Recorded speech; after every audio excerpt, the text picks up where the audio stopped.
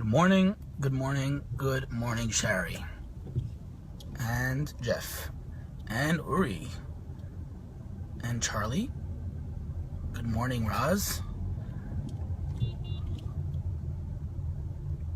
Brandon.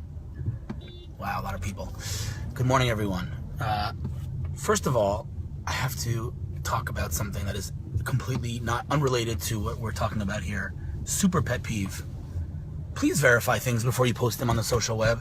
For the love of God. Someone who is a pretty credible source, pretty serious dude, posted on Facebook just now how Google signed a deal with New York City to have self-driving Google cars as the yellow taxis.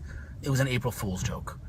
And yeah, he just posted it, and then I posted in the comments, dude, this is April Fool's, and then the comments started coming in, oh, this is so cool, this is amazing, and that's how things spread on the internet. And this is harmless because it's, but imagine other things that can actually, ruin someone's reputation or other things. Be careful when you share things on the internet, guys. Anything could go viral, anything could get out there.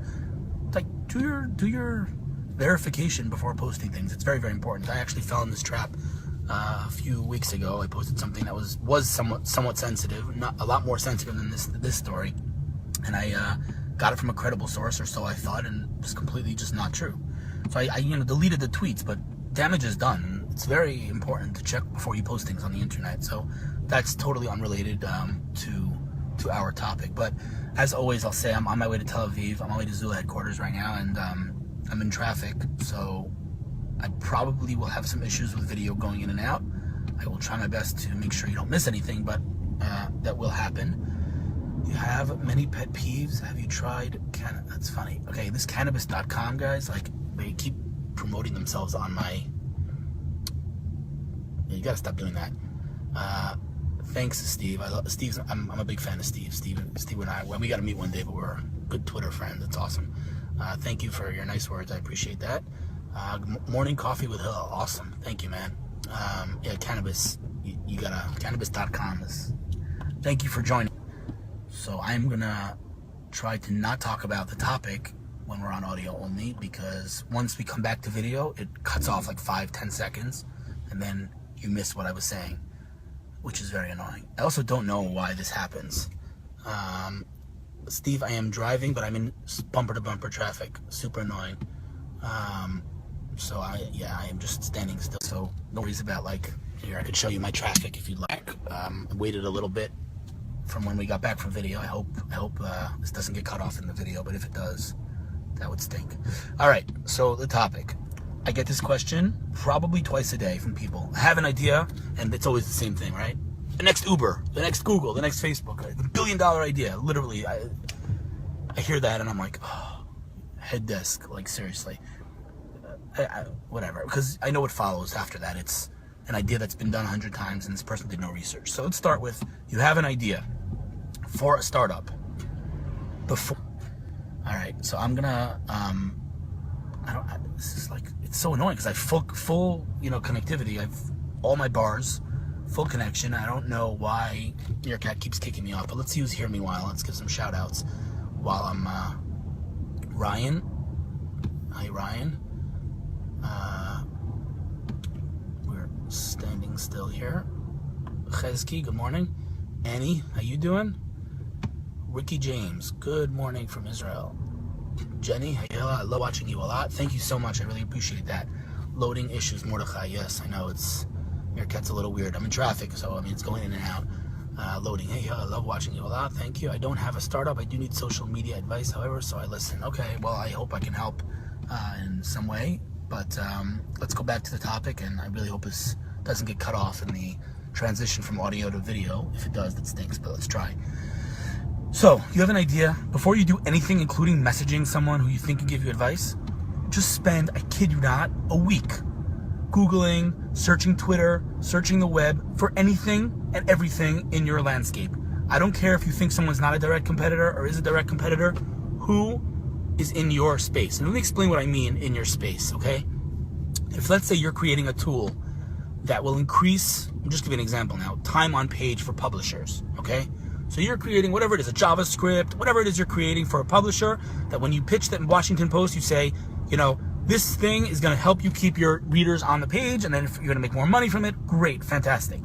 Anybody who has that same pitch is your competitor. I don't care if they're doing it through different technology. I don't care if they're doing it in a different way. If you and this person or this company is going to the Washington Post and saying, what I built will create a situation in which your time on page increases, they are your competitor, right? Both for market share and for mind share, this company is your competitor. You have to understand, a competitor doesn't mean they're doing the exact same thing as me. That's almost never the case. No one's ever doing the exact same thing as you. But if you have the same pitch and you're going after the same audience, they are your competitor. So for example, at Zula, right, we're a messaging app. Anybody who's a messaging app, as far as I'm concerned, I don't care if they're targeting the same kind of team, if they're targeting consumers. Honestly, anybody who's in the messaging app space, as far as I'm concerned, is a competitor. Does that mean I have to be worried about WhatsApp? No, because WhatsApp isn't targeting the same thing, so I have to be less worried. But I have to absolutely be conscious of what they're doing and know everything about WhatsApp. So before you do anything, before you speak to someone, definitely before you start developing anything, of course, before you start going to fundraise, if I wake you up at 4 o'clock in the morning and I ask you, tell me about your landscape, I want you to name 50 companies. Honestly, that should be a good measuring stick for you. 50 companies. Find 50 companies that you consider competitors, indirect or direct, but find 50 companies. 50. No less. 50 companies. If you have less than 50 people, 50 companies in your space, then you're missing something. I'm generally speaking that absolutely, those 50 companies definitely exist in your space, I would say. With exceptions, like every rule has exceptions. There are some things that are truly unique that don't have 50 companies, but even like Uber, right? There are 100,000 companies trying to do what Uber's doing. Even like dry cleaning companies, there are so many. Yeah, I don't know about 50, but that's somewhat unique. But in most cases, you can find 50 companies, and it is your responsibility as an entrepreneur to find 50 companies in your space. At Zula, we use Flipboard for it, by the way. I highly recommend using Flipboard to curate and to keep your finger on the pulse of your industry. We have a magazine called Building Zula. Anybody in the messaging space is in that magazine, and we just follow the space through that. But absolutely, it is your responsibility before you do anything. Before you think you have $1 billion idea, before you speak to anyone about it, including just, in my opinion, even friends, you don't want to be honest with you sound like a fool, right? If you say, I have the most amazing idea, and you pitch it like it's unbelievable and it's a messaging app, and you genuinely believe you're the only company doing this, you sound like a fool. I've been pitched, I kid you not, it was years ago, I've been pitched a company that is the equivalent of WhatsApp, and the guy had never heard of WhatsApp. I've been pitched a company that's doing something in the news, and the guy had never heard of Snapchat. I've been pitched a company in social e-commerce, and he knew nothing about the social e-commerce space. You sound like a fool. So spend time, a week, 2 weeks, a month for all I care, doing competitive analysis. Who is in your space? I cannot stress enough how important that is before you do anything. That's number one. Doing that will accomplish a few things. Nice glasses, thank you. Have you rebooted the device lately? Sometimes that helps. Oh, you're talking to someone else. Okay. I don't have a startup. Okay, fine. So good. We're good. Wow, 84 people. Jeez. Hey, Mitch, cooking. This is Mitch. This is for you, my friend. Although I don't think I'm telling you anything you don't already know.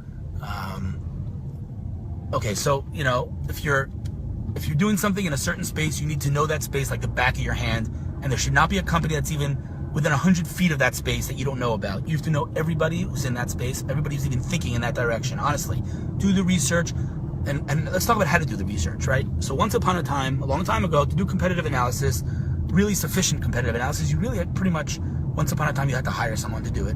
You really couldn't do that research yourself. Today, like many other things, including PR, including other things, you can do this yourself.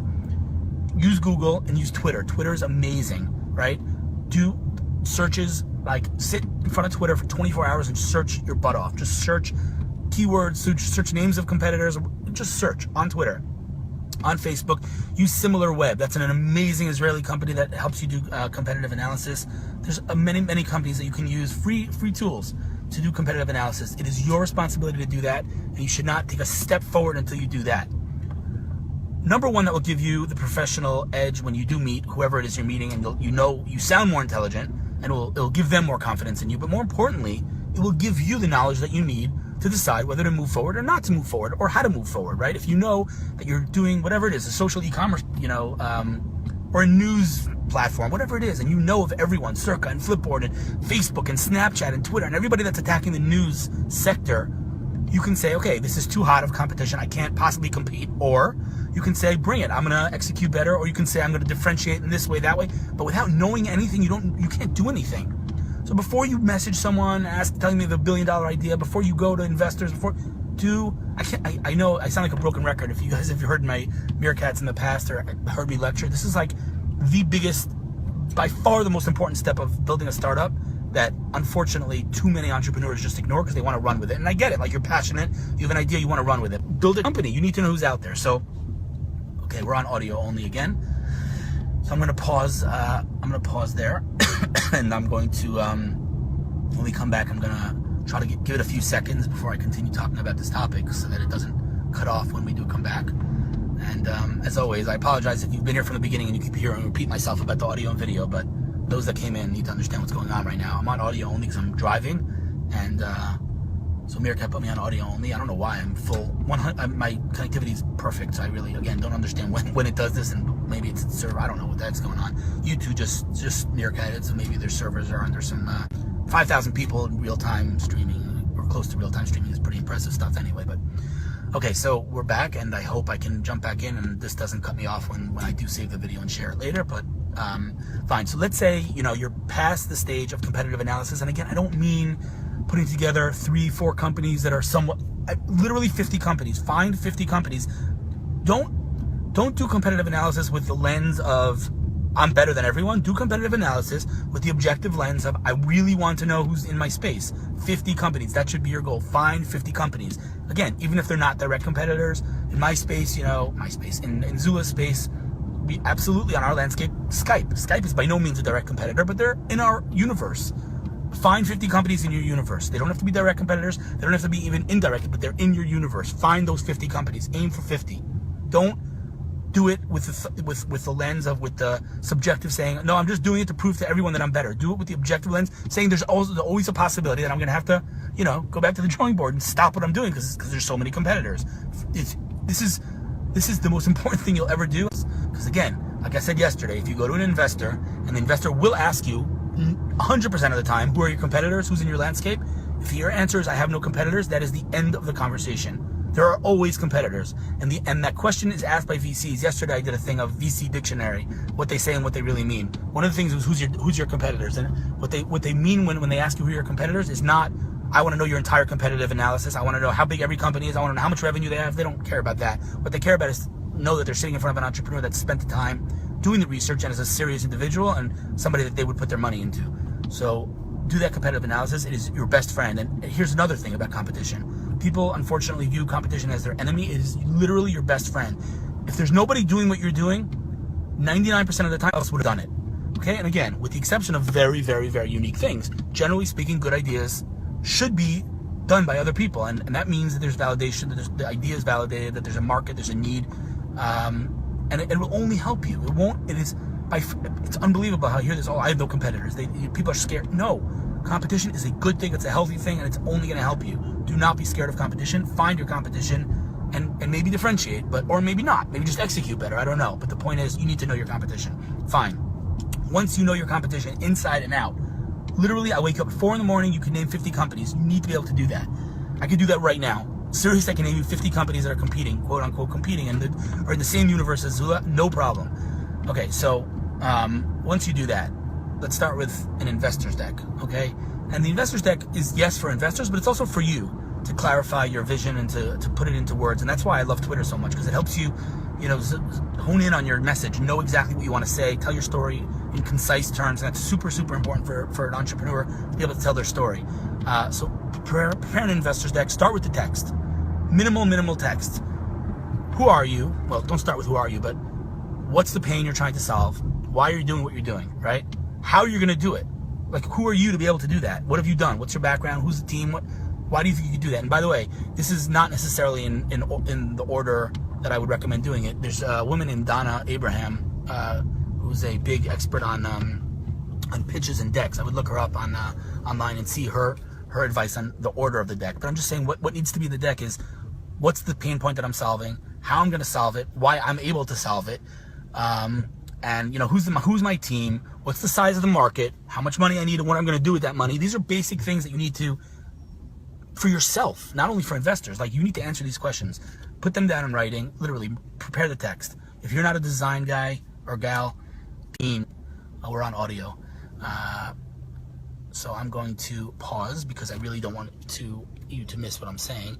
Good stuff, bro. I follow every one of my competitors on Twitter. G+, invaluable. Yeah, Jeff, very, very important. And by the way, Jeff, in your case, there's so many. I'm in the middle of discovery all about 3D printing. The ecosystem is crazy. Lots to learn. Thousands of secret searches. Yeah, Jeff, in your situation, there's so many competitors. It's insane. You guys have an edge. You know, your founder's serial entrepreneur who's exited like 6 times or something and IPO'd 4 times. I mean, that's quite impressive. So definitely you have an edge, but for sure need to know all the competitors. We're still on audio only. Once we get back to video, I'm going to pause a little bit and wait for it to catch up because I don't want to miss. I'm gonna wait a second till I jump back in. We were talking about competitive analysis, the importance. That's by far the most important thing you need to do as an entrepreneur is where your competitors know everybody. Then in the investor's deck. So jot down your text, even if it's not the right copy, the messages, right? The main points of you and your startup and your idea. Then worth, start writing copy, start writing it in an attractive manner. Now, if you can't design it, then get someone who can. But the point is, it needs to be impressive, okay? At the end of the day, you need to impress whoever it is you're sending to. And what can you do? Design, external looks of anything matter. So have it designed, make it clean. Don't make it too much text. Don't make it, as Guy Kawasaki, large text, minimal text. Don't overdo it because we all have ADD, by the way. I mean, I'm pretty sure, the average human being today, at least in our world, anybody who's on Meerkat, we all have ADD. Come on, we all have ADD. So, address that and don't overdo it with text. I know that if I get an email, it's more than 10 lines, 15, 20 lines. It's like there's no chance. And when I say 15, 20 lines, I mean on mobile. Okay, so remember, a lot of people are going to be viewing this on mobile. Keep that in mind. So, send it in the proper format. I would say a PDF is probably the best way to go, not in, obviously, PowerPoint or any of that stuff, Keynote. Minimal text, 10, 15 slides. Definitely no more than that. Also remember, guys, you're sending it by email, so don't, compress it. Don't make it 50 megabyte file, right? You can send a link, I guess, on Dropbox or whatever it is. I'm torn on that. I know I have many startups that have done that, and that's good because they have that link forever and you can update it. I don't know. I just feel like it's still, even though it's somewhat primitive, it's still standard, I guess, to send it as an attachment, I think. But I don't think that there's, I don't think no one's gonna like pass up on the investor because you sent it as an attachment or as a Dropbox link. So it's Dropbox link. So that's less, crucial. But don't make it heavy, right? A lot of images, but clean looking, right? People like clean. Don't overdo it. Don't like. If I see a deck that gives me a headache, like clearly, that's not gonna go very far. So the deck is very, very important. Do you think investor decks in PowerPoint are okay? I'm anti-PowerPoint for investor decks. Yeah, of course not, Jeff. I mean, you can make it in PowerPoint, but PDF it afterwards. Typo LOL. What does he do? You always scared good info. Oh, I always share good info. Thanks, man. Who is your daddy and what does he do? I'm very confused. Okay. All right, let's move on. So, don't confuse the audience with technobubble and niche industry lingo. Kudos, Hillo, for that advice. Okay. I'm not sure of the context of that. Oh, that's Martin. What's cooking, man? All right, so fine. The investor's deck is super, super important. Spend a lot of time. Feel free to ask for help from someone that you think has good design skills or even copywriting skills and ask them to help you with it. Definitely needs to be top notch. Your investor's deck is your face to the world. It needs to, that's how you're going to get meetings, right? So if it's not good, if it's not clear, if it's not designed well, then it's not good. So that's that. Now, once you have your competitors literally like the back of your hand, once you have a great investor's deck, start, and this is something, again, that many entrepreneurs miss out, and I understand why they miss out on this, because they need money, right? You need money. You can't really do much without money. That's another topic. Maybe we'll talk about that in a second, but choose your investor wisely. I know this has been said many times, but this is a marriage, right? This is a person who's going to own part of your baby, and, well, that sounds really bad in marriage parallel, but the point is, you're marrying your investor. This is not something that, I'll just take money from whoever gives it to me. Big mistake, big mistake. And I can tell you from experience, many startups that I work with took wrong investments, and they never lived it down. It cost pain and suffering till forever. So choose your investors wisely. How do you do that? Do research. Again, research. Map out the investors maybe in your area. Start with that. who invests in your space. Are you doing e-commerce? Some companies, some VCs don't go near e-commerce. Other VCs are very excited about e-commerce. Map out the investors in your area. Know who invests in your space. And choose the right investor. That's the bottom line. I am at WeWork right now, by the way. I'm actually standing on the side to continue this Meerkat so that I hopefully won't get cut off now because I'm standing still. If I do, I'm gonna be upset. But anyway, so map out your investors and choose the right investors. Not to say that if you choose an investor, that investor's going to choose you, but definitely don't go to anybody who just will give you money, because that's not a smart move from many perspectives. Number one, that person can't necessarily provide any value besides a checkbook, which is, I don't want to say commoditized, but it's, checks are, you can get a check from a lot of people, but you want value beyond the check. And try to find an investor that could open doors for you, that could, I hope this isn't, I'm not going to mention names, but an investor that I highly respect, and if anybody that follows me knows who I'm talking about, in the Israeli tech scene, one of the top investors. So I met with one of his partners, somebody who was working in his VC, and he told me as we speak, he's on a plane right now going to Silicon Valley to try to poach someone for one of his companies. Like, going and hiring someone for one of your portfolio companies. That is unbelievable value. Not many VCs will do that. Find the VC that will. Find the VC that will actually help you open doors, that will help you scale, that will help you grow, that will give you advice. Meerkat's a perfect example, right? Michael Eisenberg, Eden Shochat, Aleph VC. They do amazing work for these guys. I mean, I'm not going to say that they can take all the credit. Obviously, the Meerkat team's phenomenal, but a lot of the credit goes to the investors, Aleph. And find the right investors that are interested in your space, that can provide value. Map those people out, and then start reaching out. How do you reach out? Don't cold email, don't cold pitch, definitely don't call. Try to find people that are connected. And again, this is something that wasn't necessarily so easy to do once upon a time, but it's super easy to do now. Open Facebook, search for the name of that investor, find your mutual friends, done, finished. Go find a friend of yours that's good friends with that investor, reach out and say, are you comfortable making an introduction to so-and-so? I get this question literally 10 times a day. And then I say, as we talked about it last week, how to make an introduction. If you want an introduction, you say to someone, would you be able to introduce me to whoever? If he says yes, you email the person and say, hi, it was nice talking to you. I know you offered to introduce me to David.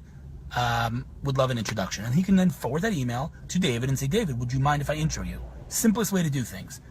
Find an intro. Always find an intro with VCs. VCs want to be introduced to people. They want warm recommendation. They don't want to just get a random pitch. They get 100 of those a day, and it's not very effective. And it's easy to do, guys. Find someone who's close with that VC respect, and try to get an introduction. I'll try to read some stuff. How do you feel about the new social network? It that pays you to share products? Yeah, someone just asked me about that yesterday, about the whole topic of sharing, of paying someone to share things on social. Not a fan at all. And anybody that's ever asked me to pay me for sharing things on Twitter or Facebook or anything, I'm not talking about sending me things to review. I'm talking about paying me to share something. I said no flat out, because you lose the whole, edge of social media, of the social web, which is authenticity, right? Someone that follows them because they trust them. You're basically turning your audience into the product. Wrong. Absolutely not the way to do things, and I am completely anti anybody that pays anyone to do anything on the social web. That's ridiculous. Don't confuse. We read that, okay? Let me see if I missed anything. Okay, fine. I think we're good. Now, so you find an intro, you get an introduction to that VC or to that angel or to that investor or whatever it is. But let's talk about, we talked about fundraising. Let's talk about the process in terms of just starting a startup, right? So fundraising aside, I'm a very big fan of using resources that you have at your disposal, whether you can code or you have a friend that can code. Just build something that works, right? There's nothing like seeing something working. You have an idea. I know at Zula, we have an idea right now that's seriously off the charts. I mean, I really am very, very excited about it, and we're starting to code right now, like before we do anything. Put it, like, have it working. I don't care if it's on your phone. It doesn't have to be on the App Store, right? Have it working. Use companies like TestFairy, right? You can take it, you can send it out to a few friends, and you can get a video feed of how they used it. Research, right? But definitely get a working prototype before you do anything. And sometimes, a working prototype will say to you, right, this is just not feasible. It's just not, the idea was good on paper, but just not in real life. And hopefully that won't be the case, but definitely get a working prototype. And it's also going to be a lot easier for you to fundraise if you have something working. But I would say, in general, before you go out and fundraise, before you do anything, really try to build something that's working. generally speaking, I said yesterday also, when do you raise money? I mean, as late as you can, right? My opinion is you should try to bootstrap as long as you can. If you can't breathe without money, then you have to raise money. You try to go family and friends, raise a little money, start building a prototype. But the point is, you go to an investor and you say, you know, I have zero traction. Here's a prototype. The chances of you raising money are significantly lower than if here's a prototype, it's working, and I've been bootstrapping for a year and I have 100,000 active users. It's a totally different ballgame. Totally different ballgame. Now, it's not easy to bootstrap. And again, as I always say, full disclosure, I'm not a startup founder. I work at a startup. I work with many startups, but you know, putting everything on the line and, you know, not getting a salary is not an easy thing. And my hat is off to any entrepreneur who can do it. That is why probably one of the biggest reasons I am not a startup founder is because I don't think I can actually pull that off. That's really, really hard. And so full respect for that. But I would say, if I'm looking at this from the side, it's probably a good idea to try to bootstrap as long as you can and go to an investor with something in your hand. And when I say something, let's go back to the home run thing that I always talk about, because this really is my golden rule. And for those that haven't heard me say it, I would say this is probably the only rule that all startups should follow. I'm going to say it again at the risk of repeating myself to some people. Let's see who's here for 1 second. Hold on a second. Leah, what's cooking? Lily. Brian, what's cooking? How you doing? It's very, you know, with this, I love the new feature in Meerkat that it pops up, a nice pop-up, but it takes longer to see names. So I'm gonna, Mo, Raz is still here. Awesome. Okay, so, yeah, I mean, the bottom line is try to bootstrap as long as you can and just try to get something in your hand. Let's talk about the home run for 1 second. This is really my golden rule as far as I'm concerned. Every startup needs a home run. What do I mean by that? I mean, if you have a product, and again, I apologize that if some of you have heard this before, but fundraising becomes distracting. Focus on product and sales. I agree, cannabis.com. That just sounds funny to me. So if you have a product that, you know, you hand it to me and I look at this product on my phone or wherever I'm looking at it, and my mouth, like jaw drops open and I start to drool, there's your home run, right? I can think of companies like that. I don't know, Anydo, right? Anydo's a beautiful app. There are other apps that are beautiful apps. Whibbits, a beautiful app. Whether or not I need an app to read me my news is up for debate, but it's objectively a beautiful app. Anydo, again, a to-do list. I don't use to-do lists, but it's a beautiful app. So when Eric Schmidt saw Anydo, I wasn't in the room, but I would imagine he saw the app and he's like, this is amazing. They are building amazing technology, but that aside, it's a beautiful, beautiful app, and that is your home run. Great insight. Thank you so much. So that's one type of home run. My product, I think the ideal home run is if your product's a home run, then great. But let's say you have a product that's not a home run. I don't know. Let's say it's enterprise, and it's not necessarily as sexy as, you know, whatever it is, some apps out there, but it's just a great app. You might gain some serious traction, and people might be using it and loving it and high engagement. That could be your home run, right? You go to an investor and you say, here's my app, and he looks at it and he says, it's okay. You say, no problem, but I launched last month and I have, 100 million users, right? That's highly unlikely, but the point is I have a lot of traction, which means people really love this app, which means there's something here. That could be your home run. But let's say you don't have a great product, you don't have great traction. Okay, no problem. The guy who built Gmail for Google joined my team. There's your home run right there, my team. People, will invest money because of your team. That's your home run. Let's say I don't have a great product, I don't have great traction, I don't have a great team. No problem, I don't know what. Andreessen Horowitz invested in my startup. Boom, there's your home run. Your previous investors, your prior investors, that's your home run. Done.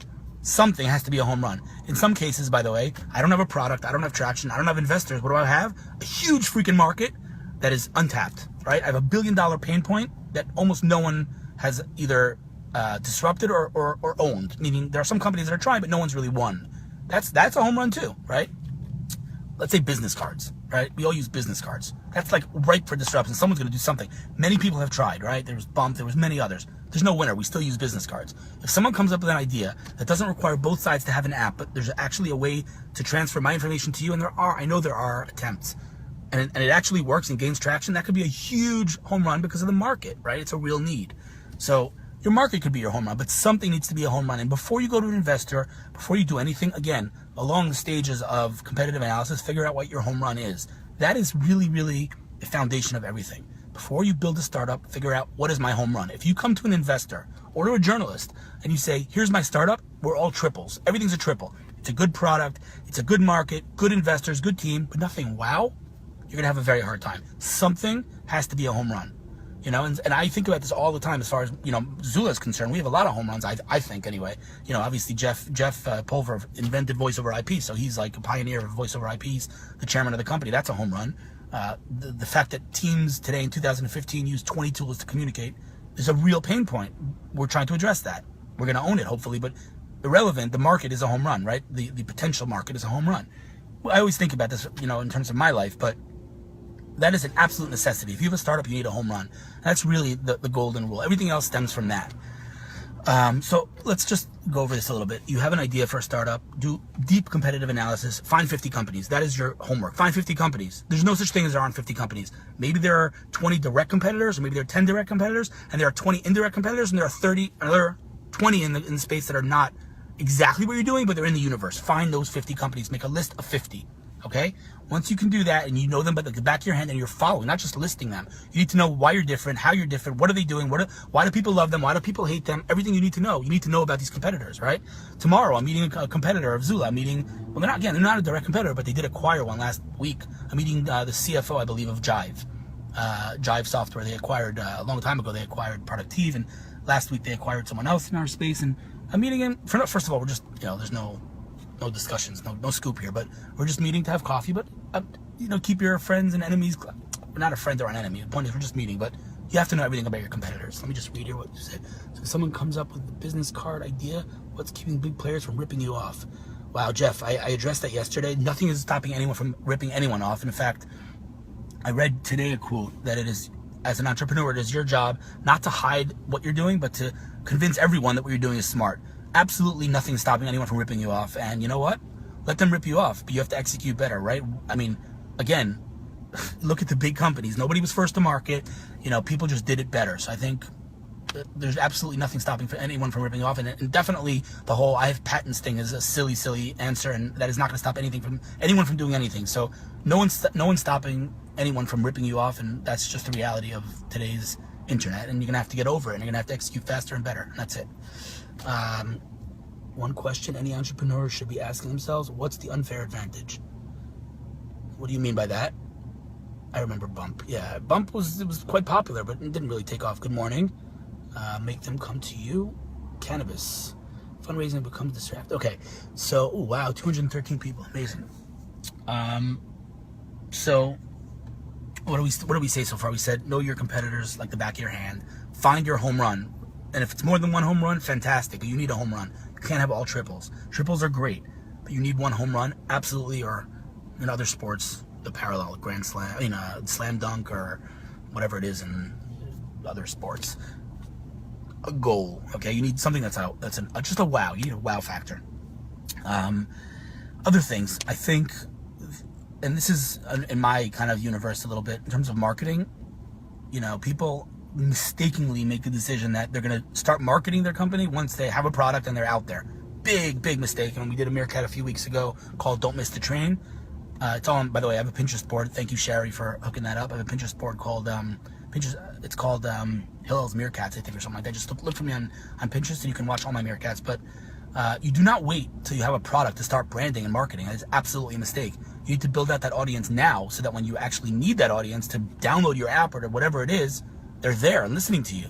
So start blogging, start sharing content, start engaging on social, start providing value, and do that for as long as you possibly can before you have the startup, before you have the idea executed. I wouldn't say start before you really know that you're going to do this. Again, not before the competitive analysis stage.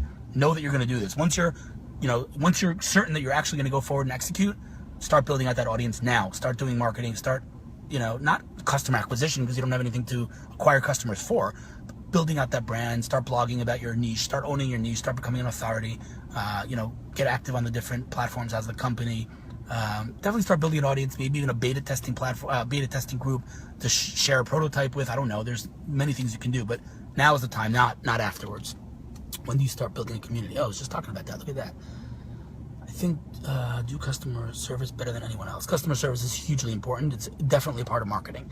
Anyone can outdo big companies. Customer service has become a joke. Yep, unfair advantages of their unique products. Yeah, for sure. What's your competitive advantage? Definitely important. But again, I can name 1,000 companies that didn't have what was Instagram's competitive advantage over Pick Please and Hipstamatic and Camera Plus and 50 other apps that did it before? They just did it better. That's it. Here's the link to the Meerkat board on Pinterest. Thanks, Sherry, but you can't click on a link on Meerkat, so that's kind of, funny. Anyway, so, I think competitive advantage in many cases, in most cases in today's world, is kind of an irrelevant question. I don't think, unless you're doing something out of the park, like something crazy, out of the box. Droning stuff are very new and very hot. I think that's a huge market, drones. Most of the time, you're not gonna have a real competitive advantage, technologically speaking. A barrier, and this is what we talked about yesterday, right? The question is, what's the barrier here? Why can't anyone copy you? That's the famous question. You're gonna get that from VCs all the time. IP is not a barrier, because that's not gonna stop anyone from copying you. The barrier that I talked about yesterday is execution. I'm gonna do it better, but there's another barrier, and that's traction. Can't copy traction, right? If I build a product and it's so good that it gets traction, that is my barrier. We have X amount of users. You can't copy that. You can release a product, and obviously the perfect example is Google. Forget Google, Facebook, right? They've tried so many things. They tried to compete with Snapchat, they lost. They tried to compete with many things. In some cases, they tried to compete in one, like Messenger, for example. So my point is, competitive advantage is slightly irrelevant, I think, in today's age. Just execute better, get traction, and that will be your competitive advantage. What are you qualified to get? Why are you qualified to give startup advice? I'm not. Absolutely not. Feel free to, close the stream. I'm not qualified to give startup advice. I meet startups every day and meet investors every day and work in startups for the past 7 years, but, I have not IPO'd and I have not exited, as I always say. So as far as you're concerned, you can totally ignore everything I'm saying if this is of no value to you. AKA my building community is hard. Hire or get volunteering from community leaders. I don't know about that. I'm a big fan of building a community kind of with your own DNA. If someone's writing content for you, they should have your own DNA. They definitely shouldn't. I don't think you should outsource that stuff. Why? I'm wondering who. Can I click on that? Oh, I can. Let's see the person's name. Jose Samra.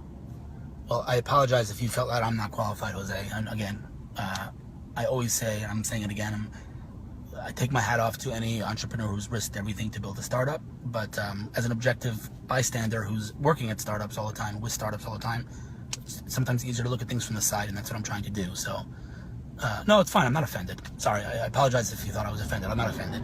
I'm just answering your question. If you're looking at like my credentials in terms of how many companies I've IPO'd or exited, I'm not qualified. I mentor startups at Google and at Microsoft, and listen. The latest development is that I got an email from Google Global last week, adding me to their marketing experts database. If you need credentials, maybe that's what you're looking for. But my background is I've been working in startups in marketing for 8 to 9 years, something like that. I started off at Converse, which is a big telecommunications company that invented voicemail, and I wrote documentation about their products. That was on the technical side, technical writing. But yeah, I've been working with startups of all sizes, and startups you've heard of, startups you haven't heard of, and you will hear of. But I'm just, chief marketing officer of Zula, a small startup here that's hopefully trying to disrupt the team communication space, working on that. But definitely don't have credentials that you would, I think,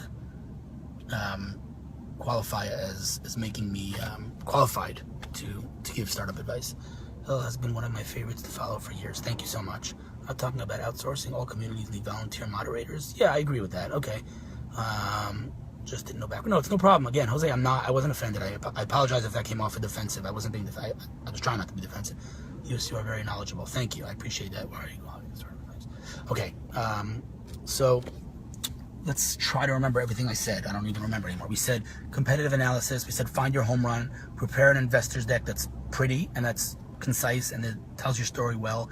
Do serious, deep research about the investors landscape. Who's in your space? Who invests in your space? Who is the most valuable investor for you? Not just who can write the biggest check, because that will be something you'll regret for a long time if you take the wrong money. Find a strategic investor. Find someone that can actually provide value for you. Reach that person via an introduction. Try not to cold pitch, because that's going to be less effective for you, I think. Let me try to see who's here. If I see some familiar faces, just to say hello to a few people. Wow, 255 people here. Holy smokes, that's amazing. Or we're here, I should say. Okay, so Meerkat's taking a while to load the screen. I think that's John Hauser. If I remember yeah, that is John Hauser, indeed. Hey, John. All right, so I'm not gonna, it's taking too long to load these things, so I'm just gonna leave it alone. Shirley, I just met Hill. He was kind enough to ask for a photo. He's qualified to give me advice just from that first meeting.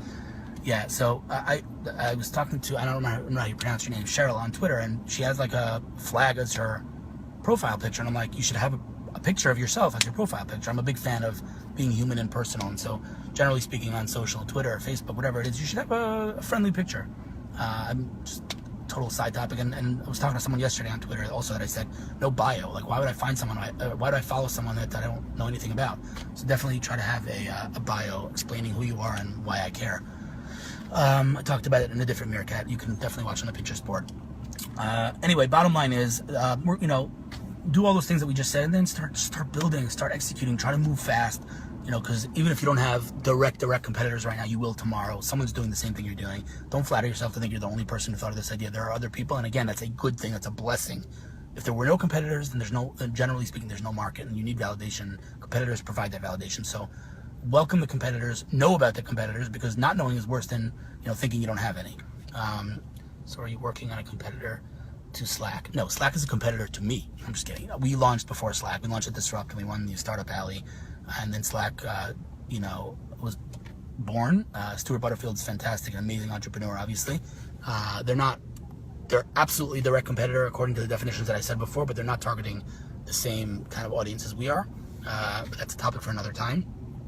I'm for real thinking about doing that because of you. Thanks. Thank you so much. Are you working on a competitor to Slack? Good morning to you too. Greetings from Texas. Oh, Texas, awesome. Okay, so at the end of the day, though, I sorry to sound cliche, but you just gotta execute. You gotta build great products. And if I met someone yesterday, the guy, unbelievable story. He's an entrepreneur. He has like 20 apps, and all he does is just analyze data all day. He builds an app, he releases it, and he analyzes the data. People like this, people don't like this, and he just keeps. And he has a few apps that are super viral, but at the end of the day, go out there, build an app, build it, whatever it is you're building, a product, put it out there. Measure everything, data, and then tweak, right, and adapt. Again, Meerkat's the perfect example, and I think there are many other examples, like Slack, for example. Another example that was a gaming company, and now they're a $2.8 billion messaging company. So be prepared to be flexible, adapt, and just build great products. At the end of the day, that's what it's about. And again, it sounds so cliche, but if you could build a great product, the market needs. Very important. There's obviously a need for it. If there's no need for it, you can build great products from now till tomorrow. It won't do very much. But if you build great products that the market needs, and you did all the things that we talked about before, that's a good way to start. By the way, I forgot to mention, one of the reasons I'm doing this stream right now is to send this video to people that ask me, okay, I have a startup idea. What do I do now? I get that question so many times. I'll just send them this video because, obviously people that write you that on Facebook Messenger, like, what are you going to answer on Facebook? Okay, here's what you do. Like, come on, seriously. And other questions like it. How much time should I spend on social media as a brand? I mean, you can't answer that question, and obviously in a very concise manner. So maybe I'll do another Meerkat on that. But that is all for now. Greetings from Texas. Let's see what else. 265 people. That is kind of wild. What is your service again? Listen, the name of the app is Zula. It's iOS, Android, and the web. ZulaApp.com. But definitely don't want it to seem like I'm doing this to promote my job. Absolutely not the case. Zula and Roz, our CEO, who's actually here, very much believe in content for content, not content to drive downloads. That's not what we're about. We do a lot of content, a lot of social, not to promote. I don't believe in that. I think social and general content is not a sales platform, but a listening platform. And so everyone wants downloads, but that's not what we're about. User acquisition is about downloads, and this is just about content. So don't in any way mistake this to be a marketing kind of like trick to get you to download my app. Absolutely not the case. I would love you to give me feedback, though. If you have good feedback, you seem like a knowledgeable guy, so I'd love to know more what you think. Anyway, guys, that's a series of books about how to build a startup, but